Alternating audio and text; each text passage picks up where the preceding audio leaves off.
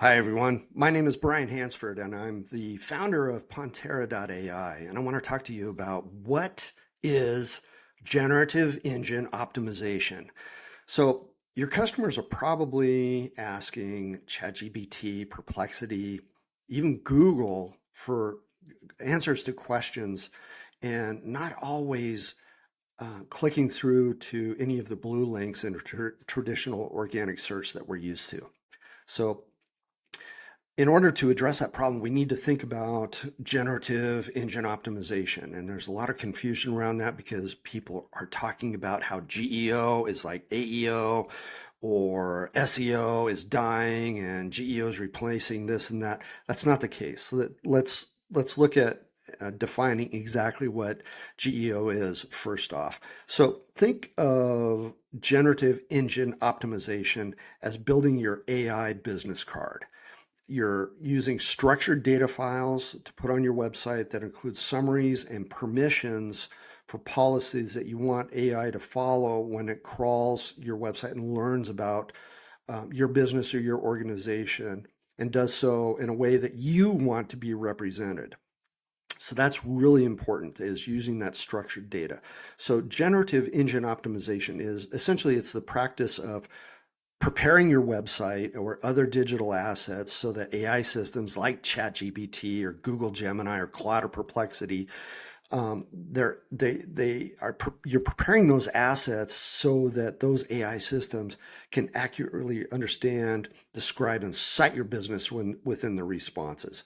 So when you look at SEO, AEO, and GEO together, so SEO, that's going to make you visible or help you get visible in traditional searches.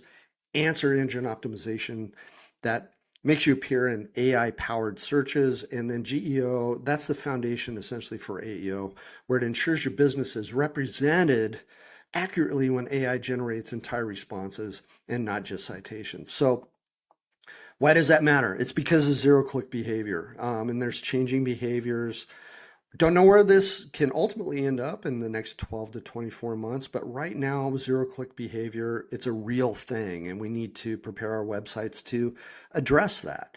And we're not throwing anything away that we've been doing with traditional search engine optimization. I'm not suggesting that at all.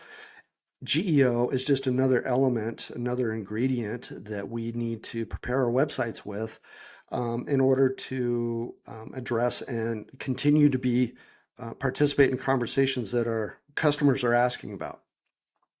So again, SEO ranks your pages in search. AEO helps you get picked in answer engines based on what the questions are that are being asked. And GEO goes further, where it lays that foundation and controls the narrative that AI tells about you in full generated responses. So there's a 5-point strategy that I think you can follow for generative engine optimization. First is having high authority content. So if you follow Google's model of having EEAT content, so strong content that represents experience, expertise, authority, and trustworthiness, you're well on your way to becoming a trusted source for AI systems and answering questions. The second is providing verifiable facts that AI can trust. So if you're doing independent research, if you're doing research reports, have case studies, anything like that that's valuable, that's incredibly important because it shows that there's a level of trust, especially if you're providing citations on that information.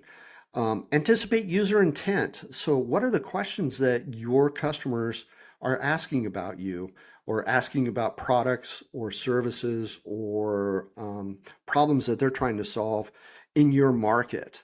And if you anticipate that and structure your content in a way that naturally answers those questions, AI systems can more effectively incorporate that information into their answers. And then fourth, you want to have AI-friendly formatting on your content, which is similar to what you do with SEO. Clear H2s and H3s, short paragraphs, lists are always good.